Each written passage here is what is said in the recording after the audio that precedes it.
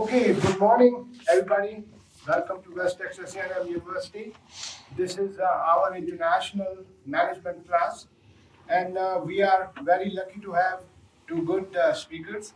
Mr. Kevin Carter, he is the president and CEO, Amarillo Economic Development Corporation, and Mr. Paul Simpson is his operations manager. But before I introduce our special guest, let me tell you why are we doing this seminar. Economic development corporations are very important part of United States, and they are in almost every country you go to. And we are very lucky to have this important organization. It was started in 1989. It always relies on long-term economic growth. According to Texas laws, Type A and Type B, I will let Mr. Carter explain to you all the detail. It creates jobs, wealth, good quality of life, and each and every economic development corporation is unique because of its location, geography. Not all of these are same because some cities are big, some cities are small. Local leadership is very important in any economic development corporation go to. And let me read you some, give you some of the data. The United States economy, $21.6 trillion economy, very big, the largest economy in the world. United States exports are $1.66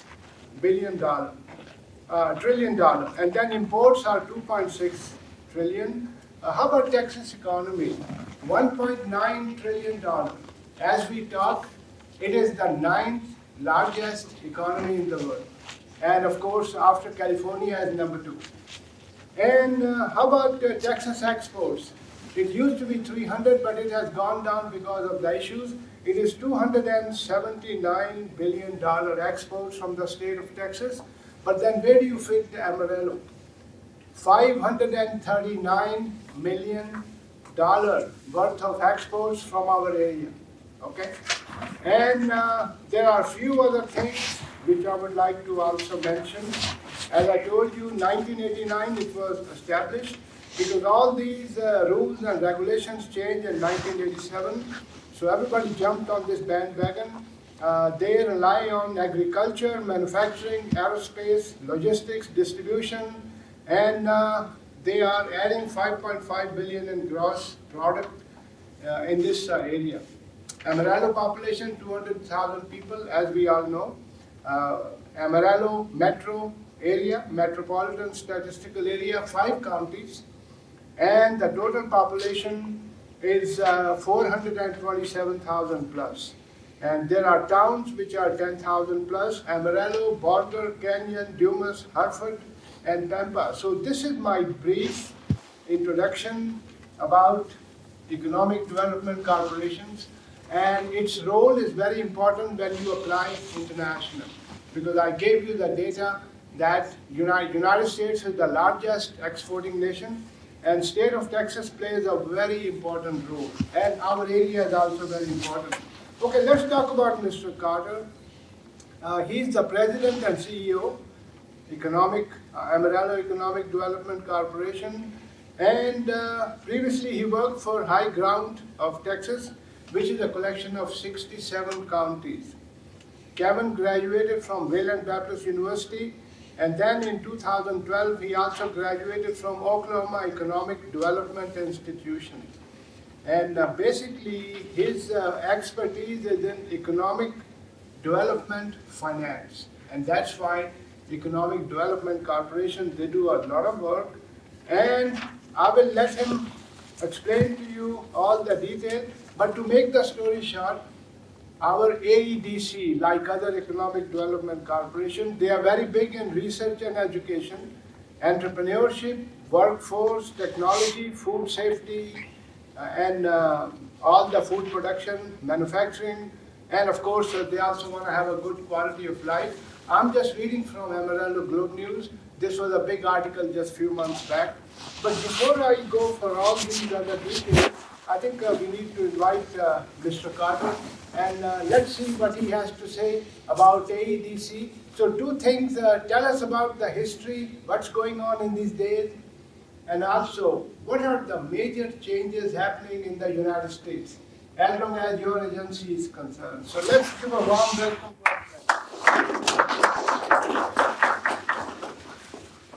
Thank you, Dr. Anwar.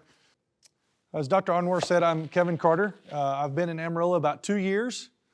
Before that, I was in Plainview for the last 25 years, but the last 5.5, I ran a regional economic development group that covered the top 67 counties in Texas, with the major towns in that area being Amarillo, Lubbock, Midland, Odessa, and Abilene, going all the way down to the Permian Basin over to the Big Country.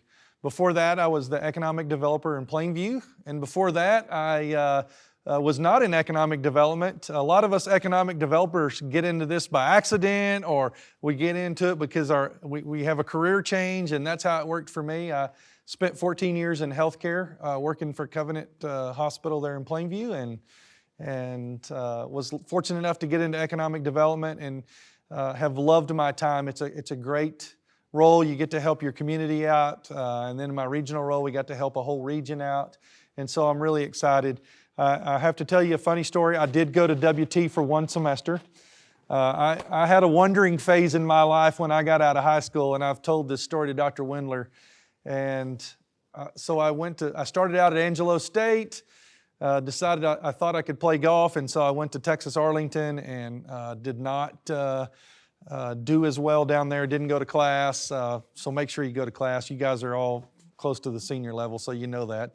But my parents came to visit me around Easter of the semester that I was at Texas Arlington, and my dad says, "Well, you know Dallas really well. Are you going to class?" And anyway, my dad got home and he said, "Son, you need to come home." And so my parents had moved to Plainview by that time, and so I came home and I drove back and forth from Plainview to WT working, and decided that was not a smart idea. I'd fallen asleep at the wheel, and so I finished at Wayland, but I enjoyed my 1 semester at WT, and have had lots of friends that have gone here, and lots of their kids have gone here. It's a great school, and you're getting a super education, and we're excited. It's certainly one of our recruiting tools when we go out and recruit companies. West Texas A&M is certainly at the top of one of our recruiting tools.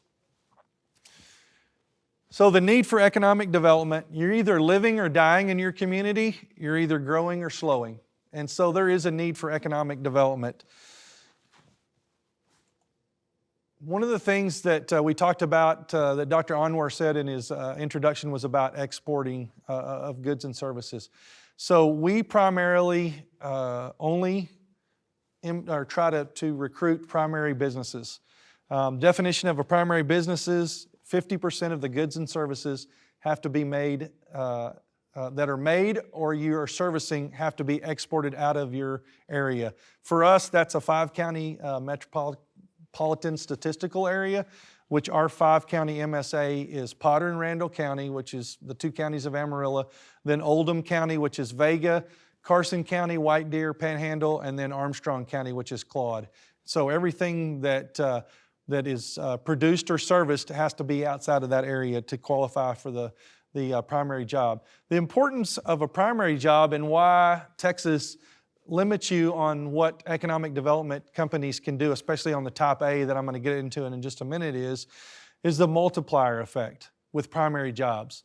So the multiplier effect is the additional jobs that are created whenever you create that one job. So let's take retail, for instance. You bring in, let's just say, we're going to bring in a new Chick-fil-A across campus. That's, and it's certainly not picking on Chick-fil-A, just I love Chick-fil-A, so I'll use them for an example. And so when you create a retail job, the spin-off job or the multiplier effect on a retail job is 0.25 to 1. So for every one job that you create, you're only creating an additional 0.25 jobs. When you take technology jobs, those have a 7 to 1 multiplier effect. So you take Austin, for example, that has done really well with recruiting companies lately. You know, Tesla or Apple and Google, they have large presence there, and Samsung has a large presence in that area. For every one of those jobs, 7 additional jobs are created, and those can be in retail, they can be in ancillary businesses, healthcare, school jobs. When you're creating larger amounts of population and people are moving in, you have to have additional teachers. There's additional professors at universities, and so that multiplier effect is huge. In manufacturing, which is what we deal with mainly in the Amarillo area, that multiplier effect can be anywhere from 1.25 to 1.5 to 1. So a huge multiplier effect. Take, for instance, the job that we presented this week, or this project that we presented this week to the City Council. That one had a 1-to-1 multiplier effect, and the multiplying jobs typically pay lower than the original primary job. That additional jobs on this project with manufacturing are actually going to pay around the same wage as the original job, which is huge when you can have, that's how you grow wealth. And that's really what we're trying to do in Amarillo. So a couple of ways to do economic development is to have new business attraction. Everybody likes new and shiny. And so to do business attraction, you have to recruit those businesses in several ways, and I'll get to that in just a minute, at least how we try to recruit businesses. And then also you have to find out if those markets are targeted towards the industries that you already have, or if you're creating a new industry. This past year, we were fortunate enough to start a new industry in Amarillo, and that was, we announced a project, Sharpened Iron Studios. It's going to be in downtown, that's in association with Amarillo College, and that's a new industry for us here in Amarillo, film studios or sound stages, and so we're really excited about that. One of the reasons why a company picks a community is in their decision-making process. The number one single reason why a company picks your community is because of the workforce that you have, whether that's skilled or they can be upskilled to work in those environments. And so there's 7 things that we use when we're trying to recruit a company that we think are important. Obviously, workforce is the number one. And then it starts to, quality of life is always one. Everybody says, oh, we have great quality of life. Well, you have to define that. And we try to define that. We have several things that we've done. You know, obviously the quality of life keeps getting better. It's gotten better since you guys were freshmen here in the Amarillo area. We've added professional baseball. There's a lot more opportunities that we had. Now this past year, it's kind of been a tough one with those type of activities, but certainly, when we get through the pandemic, that's certainly going to come back, and those quality of life things. We have Paladera Canyon here that certainly adds to the benefit of being here, the outdoor stuff. But incentives that we offer are huge in decision making. Land availability. Obviously, we're in the middle of a place that has a lot of available land, so that makes it easy for us. The location, they always say location, location, location. In Amarillo, in the Panhandle, we are so close to I-40 or on I-40. That is huge for us, and that is one of the reasons why Amazon picked us with their new facility, and I'm going to talk about that later, but it was all based on location. A company that big, they know where they need to be based on where the orders are and the logistics, and it's all based on I-40 and available workforce. Cost of living is a huge thing. I will tell you that Amarillo, the Amarillo area, has the 4th cheapest cost of living in the United States.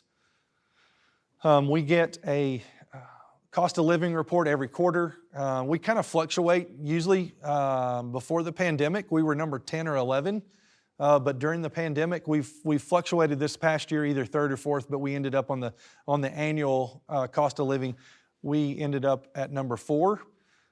So if you take $1 is average to live in the average in X community, Amarillo costs 74.1 cents versus that dollar. So we're 25.9 cents under the U.S. average on cost of living. That's huge when you start recruiting employees or companies, because their employees can have a lot more money left over to enjoy those quality of life things. And then utility cost, I will tell you, we did have a few issues in the storms up here, but nothing like the rest of Texas. We're on a different grid.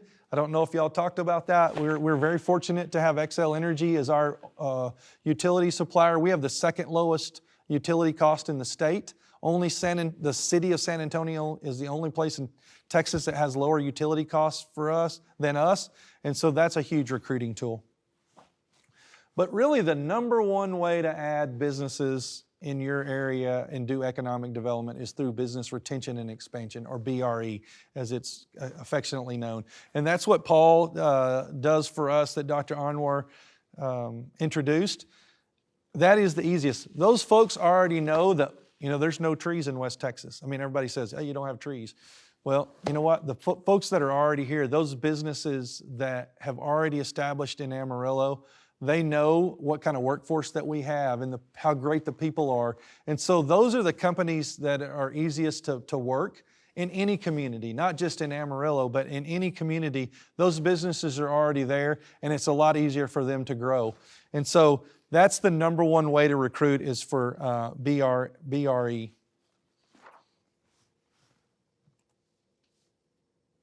So there are several economic development groups all over the United States. I saw in Dr. Anwar's sheet there's lots of publications from California economic development groups and other development groups. We always say it's bigger and better in Texas. Well, in economic development, it really is bigger and better, especially better in Texas. So in every other state in the union, so all 59 states that do 49 states, I added 10 states. 49 states that do economic development, Texas does it differently than any of them.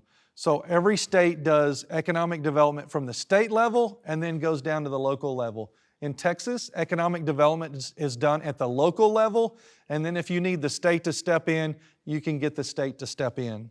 And so that was formulated with the Economic Development Act of 1979. That was the first legislative act for economic development. That was done in 79. And then there really wasn't a lot of activity until 1989, and that was the game changer for Texas. In 1989, a group of folks in Abilene got together and with their legislator and created the it was the Type A tax. Actually, it was 4A tax. It was 504 of the Texas government, local government code. And what that did, that allowed cities to use a 1/2 cent of the sales tax, local sales tax. So sales tax is broken down 6 1/4. You pay 8 1/4% on when you go buy something at a convenience store. 6 1/4 of that goes to the state, 2% stays local. And so of the 2% local tax, a 1/2 cent of sales tax in Amarillo is for economic development. Every city has the capacity to add that if they have capacity on their tax. And so that was in 1989. Like I said, I call them the Godfathers of economic development. They're still around. One of them's still in economic development, and one of them's a preacher. They were Charlie Dromgoole and Gary Vest, and I've been very fortunate to know those guys, even though I haven't been in economic development very long. Charlie is in his 70s, but still takes interim economic development jobs because he still enjoys that. But they were very instrumental in making a game changer. Amarillo was the 3rd city to adopt the sales tax in 1989, and so that has been a game changer. And until probably 5 years ago, Amarillo was the largest collector of sales tax for economic development. Only those communities that were 250,000 or less could adopt the sales tax. It allowed those smaller cities to add that sales tax to compete with the larger cities, Dallas, Houston, Austin. And so at current time, anyway, and then in 1991, so that was the Type A sales tax. In 1991, the Type B sales tax was added, and it relaxed the rules for those communities that wanted to adopt a Type B sales tax, where you could do some community development. And so now in Texas, there are 218, and this was as of a year and a half ago, but that's the latest data I have. There are 218 Type A corporations, 505 Type B corporations. The very first project that was Type B is actually, it's sad to see it go, but the ballpark at Arlington was the very first Type B project, 1994. and they are not even using it now. I think it's getting ready to be torn down. But anyway, because the new ballpark's been built. But that was the very first project. Arlington got that passed and did, the city of Arlington, and did the first B project was the ballpark at Arlington. Economic development looks different for different cities. Larger cities, this is what it looks like. Or actually smaller cities, this is what it looks like. This is the U-Drop in Shamrock, Texas. And in Shamrock, economic development is different than what economic development is in Amarillo. It's not that Shamrock doesn't want, a large employer, but when you're a town of 2,000, you really can't support a company that employs 1,000 people. It's just literally impossible. But economic development to Shamrock happens to be with tourism, and they're a top B corporation. Tourism is a huge part of what, and you may recognize this building. It's called the U-Drop Inn, but it's from the movie Cars. The movie Cars used this, and this is Ramon's Body Shop in Cars. And so what a cool thing that Shamrock has going for it. This is a huge visited site on the old Route 66. They have about 200 to 300 visitors a day that come just to see this building. And the cool thing about it is, my dad as a kid did not work in this one. He worked in the gas station right next door to it and was very envious of this gas station because it had all the business in the 50s and 60s. And so very cool. But that's what economic development means to a smaller town. Sometimes it's different than what we have. This is what we look at in Amarillo as economic development, the major employers, the primary jobs. And it doesn't have to be a 500 job. And I'm going to talk about some of those smaller projects in a minute that really, for me, have been hugely important since I've been here. What does economic development mean for Amarillo, for us? Here's our mission statement. You can read that. But really what we're trying to do is we're trying to create the vitality and the wealth in our community. That's what every economic development corporation is doing. You're trying to create wealth in your community by building companies that employ people where they have more money to spend in your community and more money to spend later on. How does Amarillo do economic development? Well, we're a little bit different than other cities. Other cities do it different ways, and it doesn't make it wrong, but other cities they'll use companies, they cold call on prospects. We typically don't do that. We do our economic development based on relationships that we've made through the years. I brought a lot of relationships with me when I came to Amarillo from Plainview. I brought those with me. I hired somebody when I first got here from Hereford. He had relationships, and he'd been at Amarillo College. He has relationships. Paul's been working with us since last October. He worked for Congressman Thornberry for the last 20 years. He has all kinds of contacts with companies that are here, and that's how we do economic development in Amarillo. It's all relationship based. And it's not to say that we don't go out and work with other partners. We do. And those are very important. That's been helpful in several of our projects, especially GE plant, Bell, that was done with marketing groups. But some of our partners that we use, the High Ground of Texas, that's the old organization that I work for, that's a regional group. We work with Team Texas. Team Texas is the marketing group from our state association. So we have the largest state association of economic developers. There's about 875 members. We have a marketing group for that. And then there's also a marketing group that we work with that's called Go Big in Texas, and that's the state's economic development corporation called Texas EDC. And if it hadn't happened, it's getting ready to happen, but we're getting ready to have an Amarillo person as the chair of that. J. Pat Hickman from Happy State Bank is going to be the chair of the State Economic Development Committee. That is exciting to have somebody here in Amarillo be the chair of that. And so I'm excited about the possibilities of that. And we also work with local partnerships that we have, but we're setting up with a targeted industries. That's what we're looking for. So like I said, we created a new industry last last year with this Sharpened Iron Studios. We're also creating or focusing more on biotech as well. We want to be able to take advantage of what WT is doing with the Vero program, what y'all are doing with the beef program. Those are two amazing programs. If you haven't had a chance to go over there and look at what your school is doing, you should be proud of that. And then also we want to take advantage of what Texas Tech is doing here as well, with their vet school and also with the med school and pharmacy school being right there on one campus. But that is something that we want to take advantage of from a bio aspect.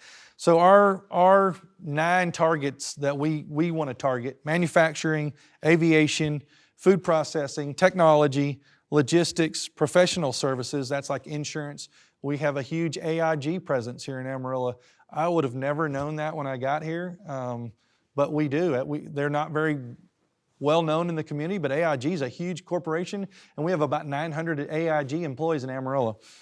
And then also manufacturing, energy, and ag. Ag is still huge here, and so is energy. But over the last 30 years since the corporation's been, Amarillo has diversified its economy. So when you see kind of not a bust, but you see a slowdown period with agriculture and you see a slowdown with oil and gas, Amarillo doesn't have the big dip like Midland, Odessa, and the Permian Basin does when oil, is at $40 a barrel. Obviously they're gearing up. Oil's about $60 a barrel. That's a lot better for the Permian Basin. We don't see those dips because we've diversified our economy. And that's one of the things that when I got here, I was proud that somebody before me had done a lot of work on diversifying our economy. Our city leaders saw that. And so that's super important.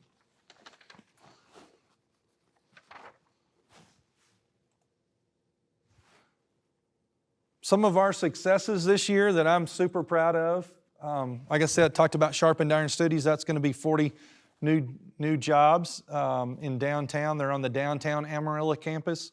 They're on Polk Street. And they're going to add that curriculum into Amarillo College. That's going to be a new way for young folks to come in and find a new career, coming right out of high school, or if they want to go back to school at Amarillo College, that's something new. That's going to be about $2.2 million in payroll and about $11 million capital investment. This next one, this is a BRE project, what I talked about, where you have a company that's already here and they want to expand. So this was really Plains, Affiliated Foods owns Plains Dairy. So 2 big companies that have been here in Amarillo Amarillo area for a long time. Second month of COVID, they couldn't fill their water to their customers. They couldn't get enough bottled water. They do all the affiliated grocery stores. They do they stock all the Allsups with product. Well, they couldn't get enough water to fill those. So they said, you know what? We're gonna build our own water bottling facility. And that's what they did. And the cool thing about this, it only creates 30 jobs, but this is probably my favorite project of the year, because they took an existing building that hadn't been used for 3 years in a part of town that typically gets overlooked, and they're going to put $11 million or $9 million in a building that hadn't been used for 3 years, and they're going to create 30 jobs that pay above the median wage. Median wage in Potter and Randall County is about $43,000.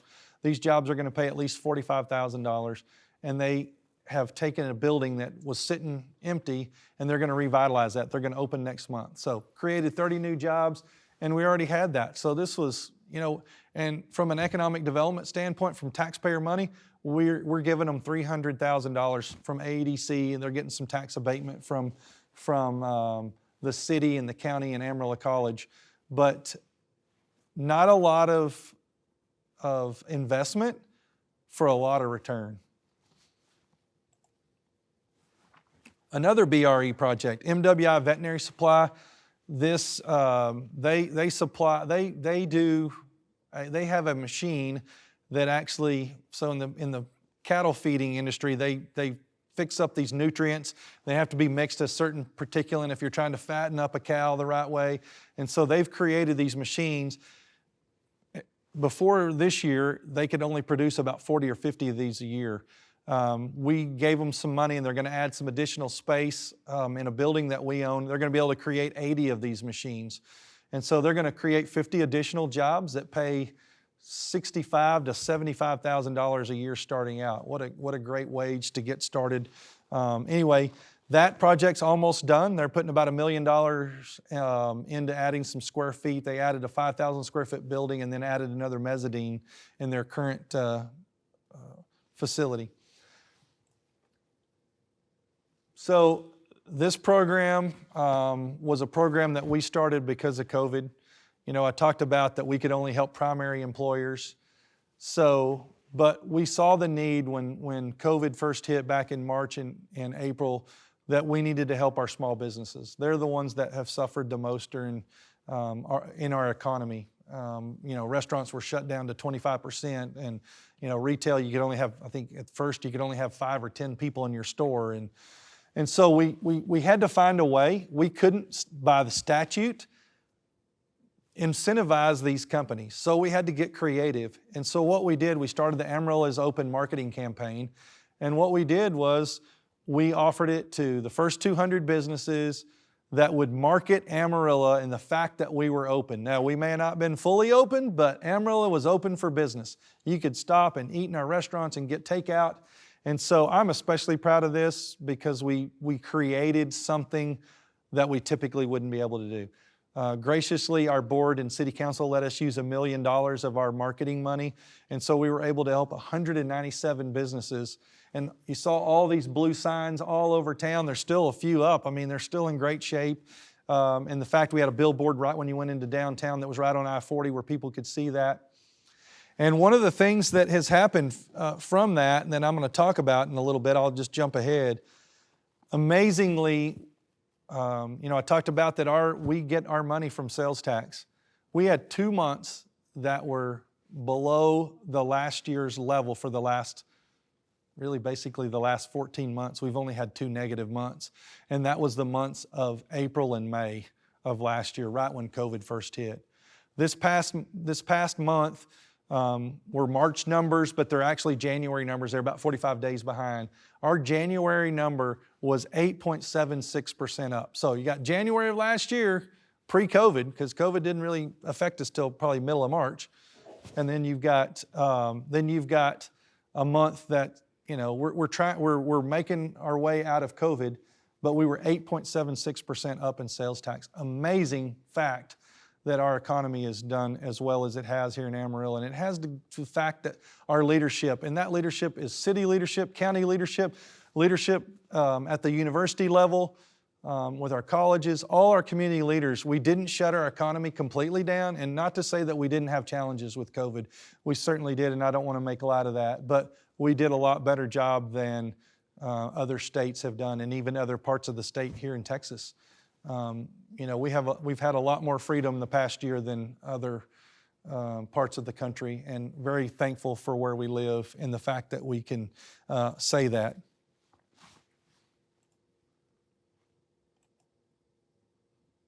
Kind of our local economic outlook, we collected $20 million last year in sales tax. This year we're on pace to, and that was our first $20 million year. This year we're on pace to hopefully break that. Certainly knock on wood, I certainly don't want to jinx us. But we're a little over 5.5% up for the year in sales tax collection, and hope that continues. And I don't see any reason why it wouldn't. If you look at I-40, you look at I-27, those roads are just crazy busy. Here's our organizational impact over the last 10 years. The numbers are staggering, really, when you think about it. We've invested about $130 million in projects over the last 10 years. Total capital investment from the companies has been $312 million. We've created 1,550 new jobs. We retained 3,200 jobs with projects that we've done, and $265 million in retained payroll, and $117 million that those companies have to spend every year in Amarillo. So just staggering what we've been able to accomplish, all because people had the foresight back in 1989 to let us use a 1/2-cent sales tax. I believe that we would not be as successful if we had not had that opportunity. And I would certainly answer any questions that you have. questions, comments? Let me first start online people. So let me make a statement. So people who are online, please unmute your system and Mr. Carter will entertain your questions. Do you have a question? I was going to ask, is there any other program like that in other states with the sales tax? There's not, and I'm gonna tell you what, when you go to those national meetings, they're so dang jealous of you, especially when you beat them out of a project. It's pretty cool. I mean, you kind of are trying not to be cocky, but you're like, oh man, this is great. Then it solidifies what people did, in 1989, whenever they say, oh gosh, I wish I had that much sales tax to spend. Yeah, there's not. That's why it's so lucky, and also that we get to do it at the local level. So we're the first to talk to the prospect, not the state. And nothing against the state. It's just better when you get to talk to local people, that the people where that job's going to go, because they live there. Somebody in Austin doesn't live here. They know what goes on down there. So.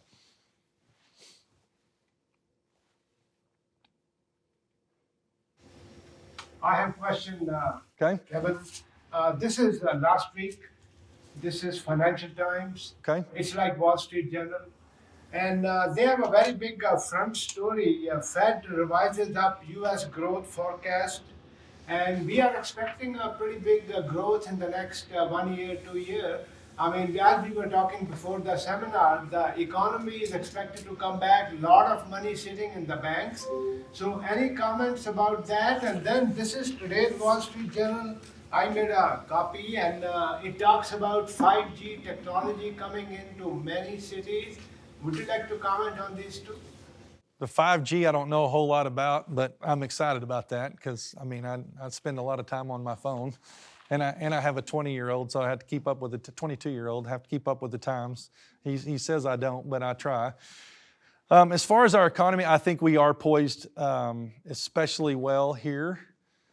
We haven't seen the big decline that other communities have, so there is going to be a lot of growth in those communities just because they've had the decline. But I will tell you, from folks that live in your community, and hopefully you want to stay in this area. If not, we understand that.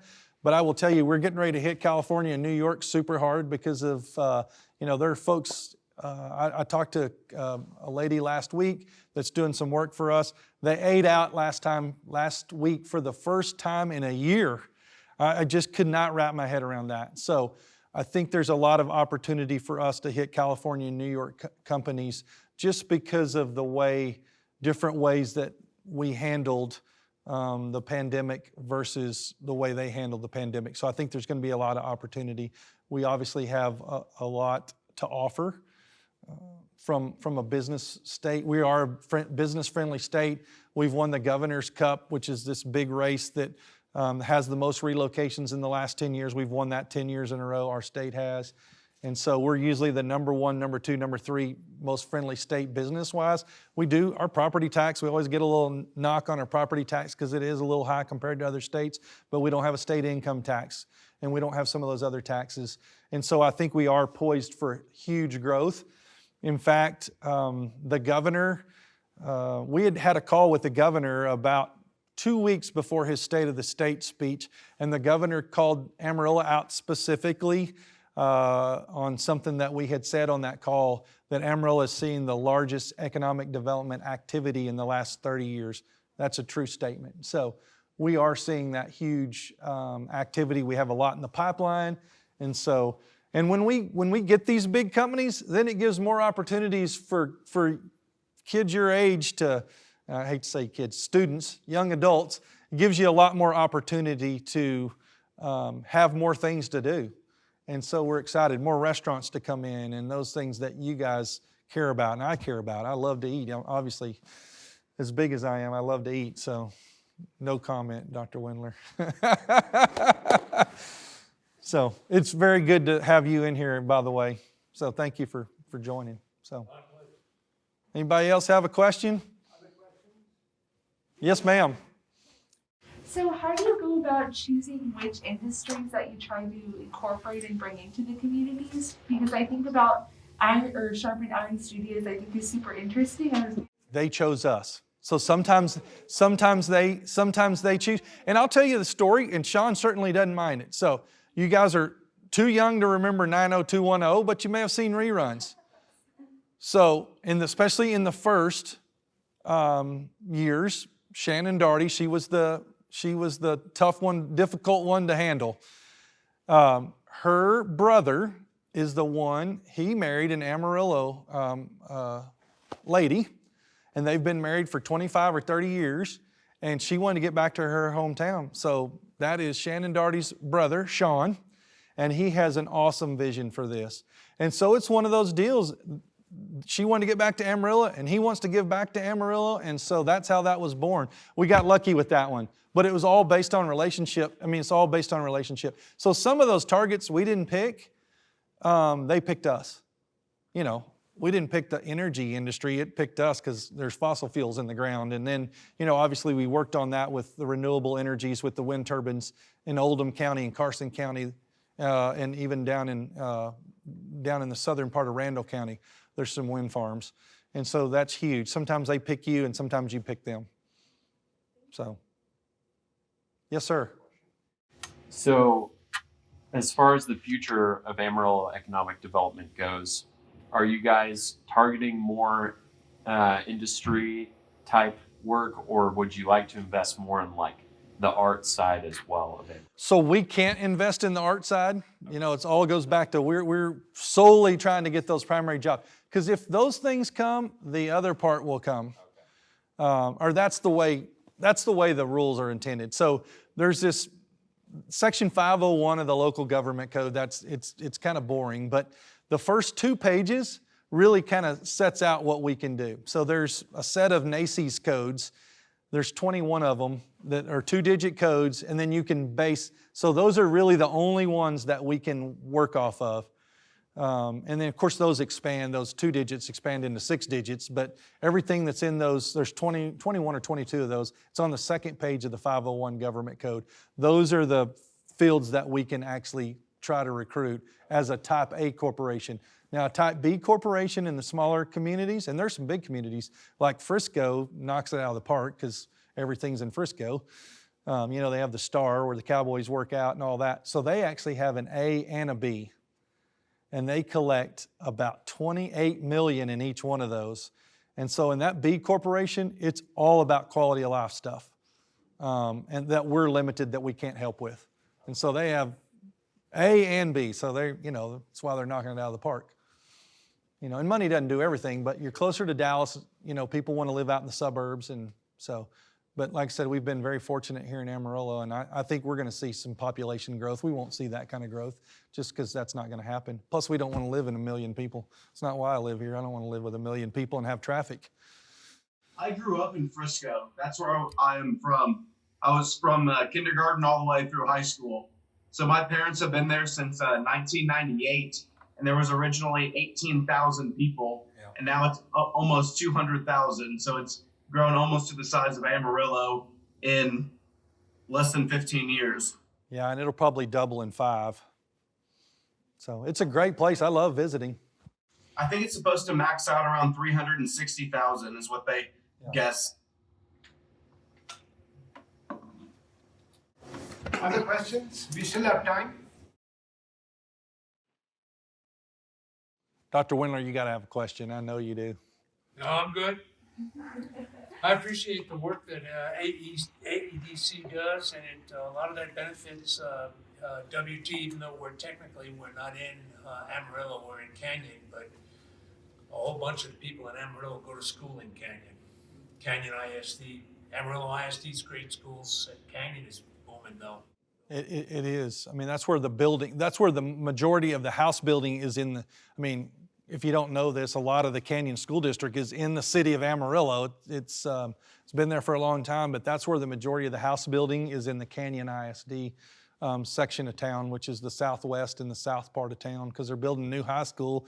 And talking to Dr. Flushy, their superintendent, I'm not sure the new high school is going to be enough. They'll probably end up having to build another one.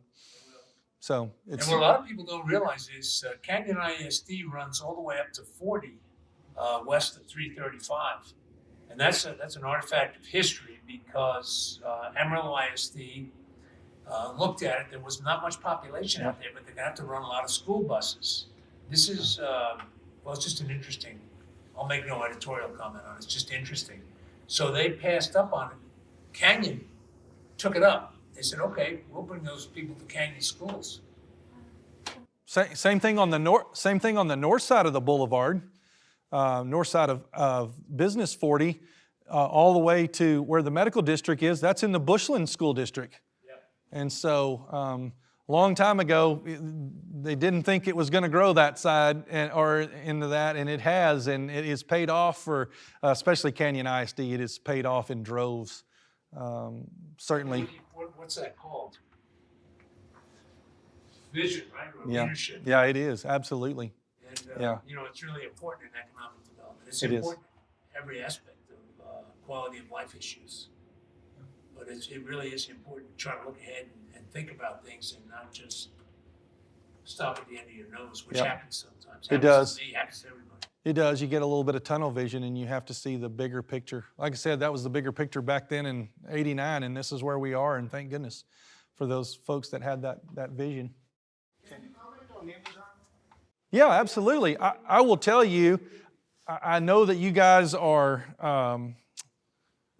closer to the end of your college career, but I'm going to tell you, Amazon is going to be an incredible job for a college kid. And the reason why is after you've been there a year. So let's just say you start freshman year and you start at Amazon, you're working 30 hours a week.